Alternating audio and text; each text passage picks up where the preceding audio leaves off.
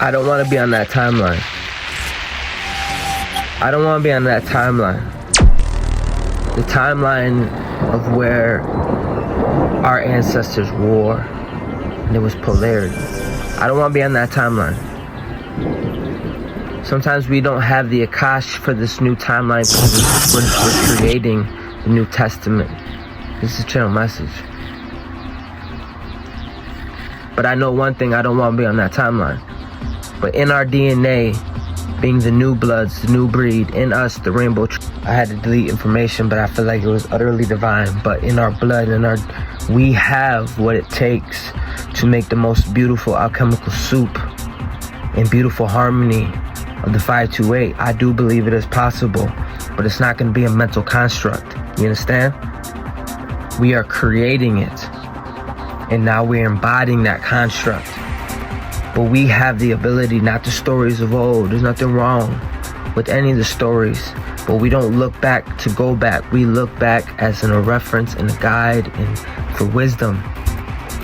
We don't go back to stay back in vibration, but within our blood, we can make the alchemical soup. Whatever it is for your ass to get on the timeline of golden ass, and it's like you're in your shit and you're fully embodying the archetype, the ship you finally built, and it's gold, pristine. Whatever timeline that is, there's a version where we all can have individualism. We all can have these archetypes. I'm talking to the spiritual leaders now. I'm Shadow Cabin, but I gotta talk this way because it's like a roaring out of me. Listen, I think it's my masculine rising. We've been chilling. Listen, I'm about to cry. There is a version where we all take off and ascend. Ashe, that's it. That's all. Stay blessed. I don't care what it is. When we step into our heritage, there's no blemish in the bloodline. I don't care what odds you think you have.